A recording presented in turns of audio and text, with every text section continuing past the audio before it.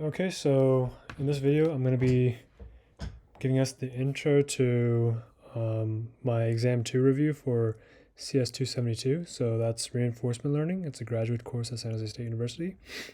I wanted to make this little improv video because I wanted to kind of record everything I've learned in this course and also provide some kind of proof to my future self that I've actually learned the stuff that I discussed in this course, and that I did put a lot of effort into it. I'm pretty happy with how I got a perfect score in the first exam, and I did my best to match that achievement in this second exam.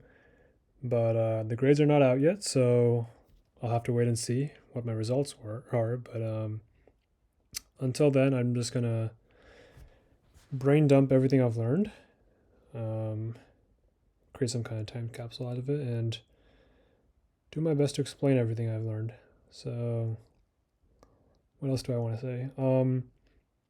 This course is pretty good. Ishigaki has been a great professor, and he's been doing a pretty good job explaining all the concepts and different topics that are prevalent in reinforcement learning. We use the Bartow Sutton textbook, the same textbook that's used in the Stanford, I can't remember the number, but it's also the Stanford Graduate Reinforcement Learning course. I was watching a couple of those videos for additional supplement material so that I could study. So very good course. You could definitely check that out online. Both this slide deck, the Stanford course, and the book are great materials. I wouldn't personally recommend any one over the other. I found them all to be a bit challenging to weave through the text as well as connect concepts all together. Even the hands-on ML book by Garon that I've been reading does not cover everything in its entirety, so do watch out for that. My goal for this video is just to provide a bit of an intro on what the topics were in this exam, and then give that as a little bit of a teaser into what the subsequent videos will be about.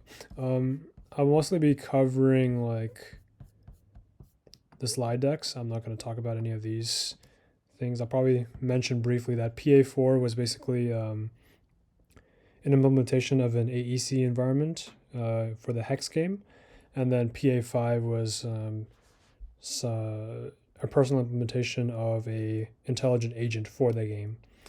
Many people decided to implement PPO or some variant of PPO from scratch. We were not allowed to import a reinforcement learning model from anywhere. We were told to implement it from scratch and train it. So I believe we also had to maintain some kind of neural network for the Q function. So that was a part of the requirement. Let's see what else was in here. Yeah, so there are various types of questions. Surprisingly, I trained very heavily for conceptual questions, and I was worried that the calculation questions would be hard. But unfortunately, it's quite the opposite. The calculation questions were very straightforward, and the conceptual questions were very pointed. The technical definitions were very exact, and for the most part, the questions were trying to get us to test our limits on how well we understood those definitions. Best way parameters, yeah, this is an approximation concept. Gradients, yeah. Minimization. These are the famous update equations and target values for, actually no, these are just target values. These will be incorporated into the update equations that we'll be seeing. Yeah, this is the original Q function, and then DeepMind's DQN implementation. These three right here, DQ, the neural network, experience replay, and TargetNet are all three critical features of DQN. The deadly triad is all about different ways divergence. Is it about how divergence takes place? I don't remember. These three things together cause divergence. Yeah, something like that. And then, yeah, this is some sample code for DQN. action preferences based on softmax, action preferences based on the Gaussian model for continuous action spaces. A little bit about actor critic. So actors solve, I believe, the control problem, and then critics do prediction. TRPO is another kind of policy gradient approach. It relies more on the second order differences because it computes the change in